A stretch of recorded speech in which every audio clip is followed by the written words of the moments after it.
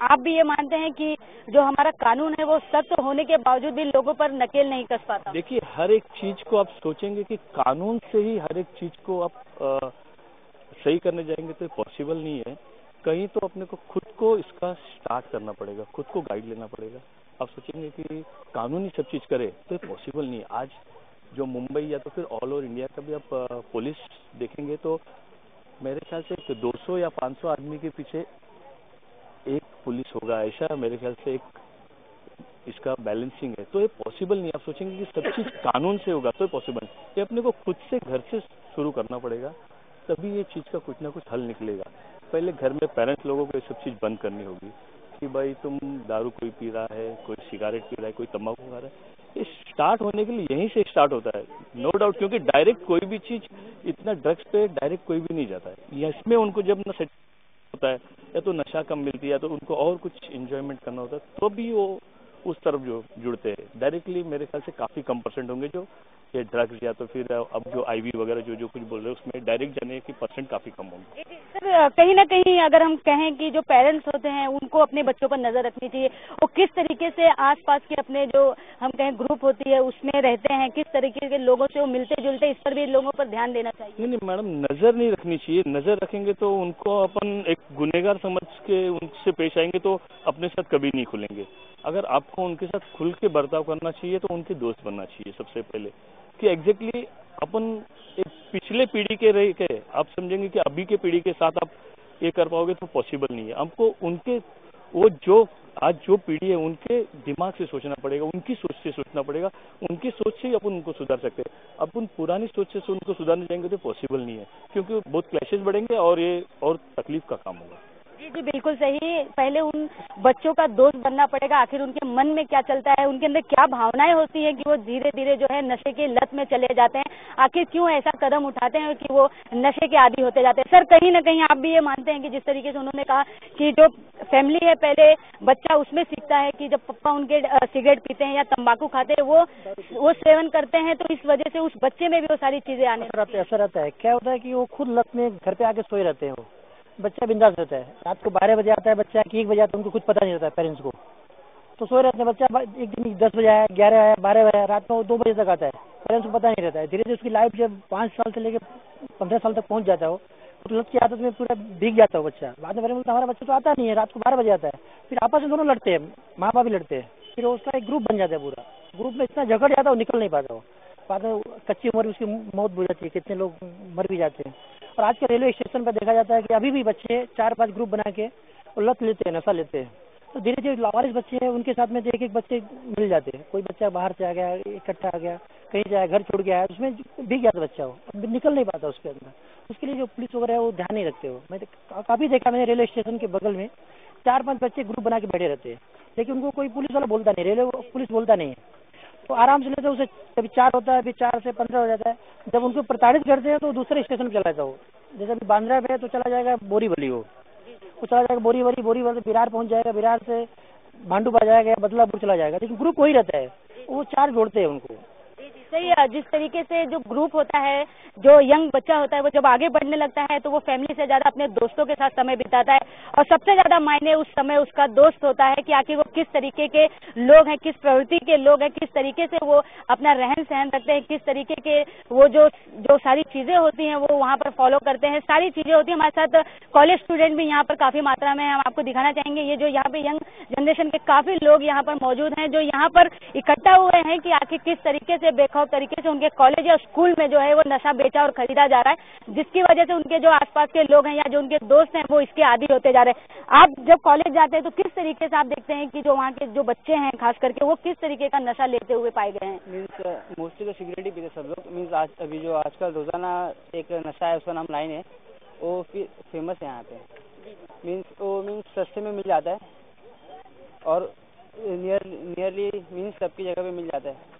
भांडू में mostly 56% boys लोग, यंग बॉयज लोग नशा करते रहेंगे शायद से। सही बात है। जिस तरीके से जो कॉलेज का ग्रुप होता है वो आपस में पहले सिगरेट से शुरुआत करते हैं, क्योंकि वो ऐसा लगता है कि जब वो 10 लोगों के बीच में बैठते हैं तो वो जब हाथों में सिगरेट लेते हैं तो एक उनका जो रुतबा है वो बड़ा अलग सा लगता है, लेकिन कहीं ना कहीं यही रुतबा उनको आगे ले जाकर अलग अलग कठिनाइयों का सामना करने के लिए उन्हें मजबूर कर देता है। धीरे धीरे वही नशा जो है उनके शरीर को पूरी तरह से बेकार करने लगता है, उनके सोचने समझने की जो शक्ति होती है वो धीरे धीरे खत्म होने लगती है। सर, आपसे जानना चाहेंगे, जब आप ऐसे लोगों को देखते हैं, जिस तरीके से आप कहते हैं एनजीओ की तरीके से आप यहाँ पर काम करते हैं, अलग अलग तरीका अपनाते हैं ताकि ऐसे जो बच्चे हैं वो इन सारी चीजों से बाहर आए, तो किस तरीके से आप उन्हें इन सारी चीजों से बाहर निकालने की कोशिश करते हैं?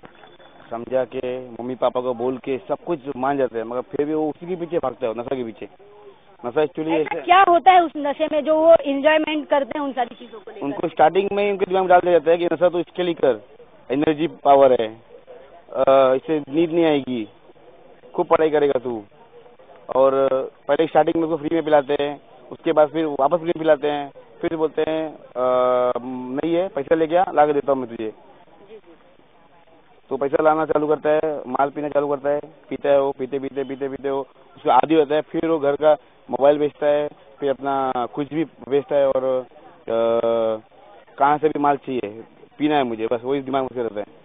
बिल्कुल सही। दिमाग में लोगों के रहता है कि हमें नशा करना है, और वो पूरा नशा किस तरीके से हो वो उसके लिए कुछ भी करने के लिए तैयार होते हैं। प्रियंका, हम आपसे ही जानना चाहेंगे, आप कई पुलिस स्टेशनों में गई, कहीं काफी रिसर्च किया आपने इन सारी चीजों को लेकर, तो किस तरीके से पुलिस वाले जो है वो आपको इसका फीडबैक देते हैं, या किस तरीके से वो बताते हैं कि हम जो है यहाँ पर राउंड अप करते हैं? आपने उनसे क्वेश्चन भी किया था एक कि जो खाली जगह होती है सर वहाँ पर राउंड अप नहीं होता है, काफी परेशानियों का सामना करना पड़ता है, जो आसपास के लोग होते हैं या दुकानदार होते हैं उनको भी इन कठिनाइयों से गुजरना पड़ता है, तो उनकी तरफ से आपको क्या फीडबैक मिला था? जैसे हम पुलिस वालों से जिस तरह से बात करते हैं तो उनकी तो पहले साफ तौर पर पहले वो ये कहते हैं कि उनका एक नारकोटिक सेल होता है जो उसके तहत काम करता है। नारकोटिक सेल के तहत उनके जितने भी ऑफिसर्स होते हैं वो ऑन ड्यूटी होते हैं, राउंडअप्स होते हैं रात को, जैसे 8-9 का जो समय होता है उसके बाद वो अलग अलग लोकेशंस पे, जो लोकेशंस में अंधेरा हो, स्ट्रीट लाइट्स ना हो, जहाँ पर जिस तरह से लोगों की कंप्लेंट्स आती है उस तरह से काम करते हैं। लेकिन मेरा कहना यह है कि उन्होंने सू मोटो एक्शन लेना चाहिए, जो वो नहीं करते हैं।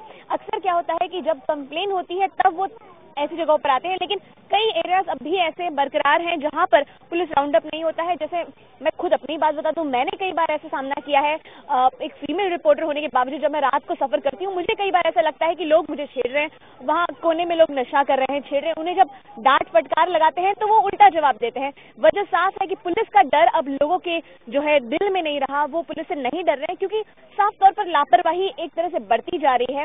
हालांकि वो काम कर रहे हैं लेकिन वो सही तरीके से काम नहीं कर रहे हैं, जिस एरिया को टारगेट करना चाहिए वहां नहीं कर पा रहे हैं। जी प्रियंका, अगर हम एक बात कहें, अगर जिस तरीके से आप महिलाओं की सुरक्षा को लेकर काफी अवेयरनेस फैलाती हैं मुंबई जैसे शहर में, तो कहीं ना कहीं आप ये मानती हैं कि जो नशे के आदी लोग होते हैं कई बार उनकी वजह से भी महिलाओं के साथ जो छेड़छाड़ के मामले हैं वो बढ़ रहे हैं, कहीं ना कहीं ऐसी घटनाएं जो है महिलाओं के ऊपर बढ़ रही है? जी बिल्कुल सही कहा आपने। हमने देखा है एक तरह से, अगर आप खुद देखें, इतने सारे जितने मामले आ रहे हैं, रेप केस के मामले आते हैं, छेड़खानी के मामले आते हैं, तो जब देखते हैं कि आरोपी ने जब ये सब वारदातों को अंजाम दिया होता है तब वो नशे की हालत में होता है।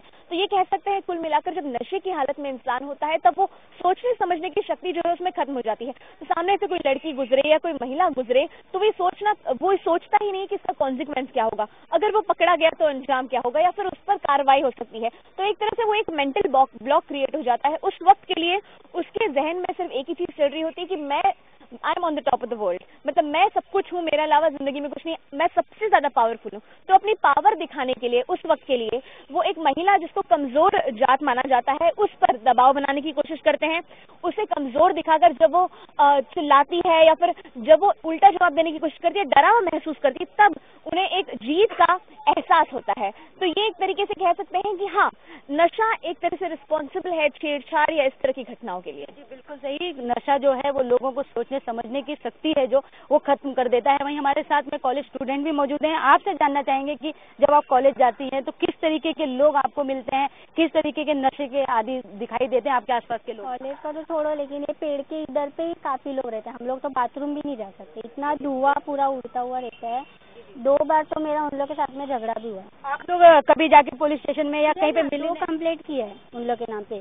इतना एक बार तो मेरे भाई के सर पे बॉटल फोड़ा उन लोग ने एक जगह पे पकड़ के, क्योंकि हम लोग उन लोगों को टोकते हैं हमेशा।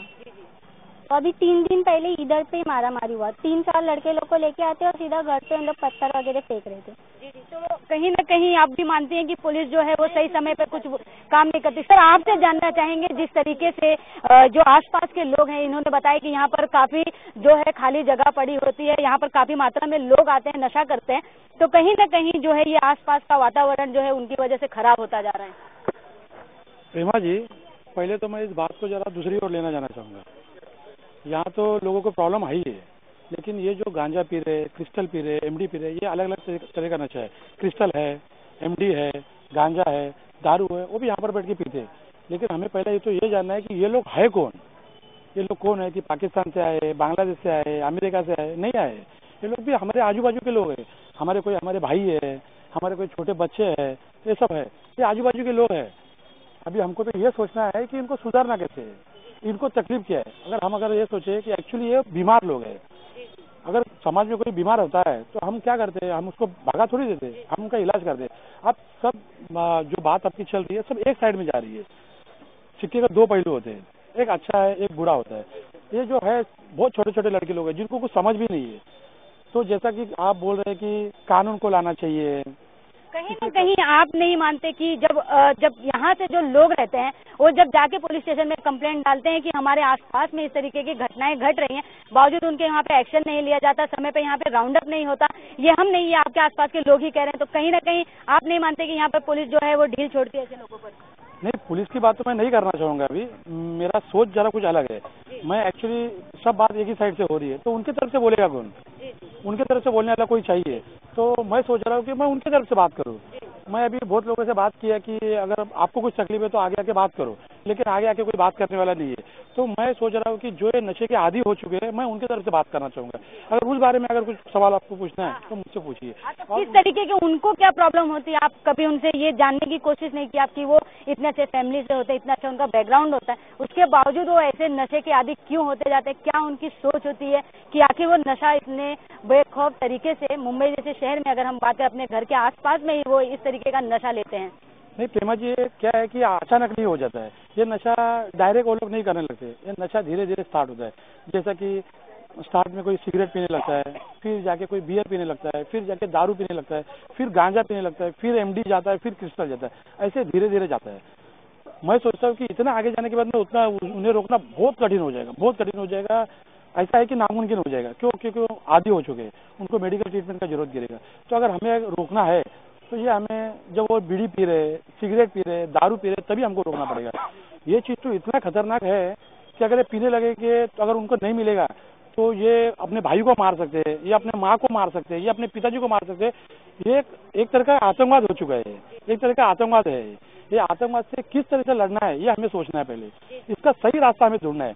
तो सिर्फ आप अगर कानून को लेके आएंगे तो ये नहीं होगा, हमें कानून को भी लेके आना पड़ेगा, हमें समाज के कुछ ऐसे जानकारों को लेके आना पड़ेगा कि ये क्यों कर रहे हैं, और इनमें से अगर कोई जो पी रहे हैं उनको भी हमें आगे लाना पड़ेगा कि बाबा क्यों, ये आप ऐसा क्यों कर रहे हैं, ये आपका इसका इफेक्ट क्या होता है, ये आप क्यों छोड़ नहीं पा रहे हो। ये मेरे हिसाब से तो बहुत जरूरी है। हमें इनको समाज से निकालना नहीं है, हमें उनको सजा नहीं देनी है। हमें एक्चुअली क्या करना है कि हमें इनको समाज के मुख्य प्रवाह में लेके आना है। जब हम उनको अगर मुख्य प्रवाह में लेके आएंगे तभी चेंज होंगे। तो मेरे हिसाब से ये एक तरह की बीमारी है। नैनू जी, एक चीज हम ये भी आपसे जानना चाहेंगे कि जब बच्चा नशे की लत में चला जाता है तो कई बार आपने भी देखा होगा, हमने भी देखा है कि उनको सड़कों पर यूं ही छोड़ दिया जाता है। कभी उनको फैमिली से जो है उनको सपोर्ट नहीं मिलता, उनको समाज की डर से उन्हें घर से भी कई बार निकाल दिया जाता है। तो कहीं ना कहीं इसके लिए जो है समाज जिम्मेदार है या परिवार जिम्मेदार है कि वो बच्चे का साथ छोड़ देता है जब उसको परिवार की सबसे ज्यादा जरूरत होती है।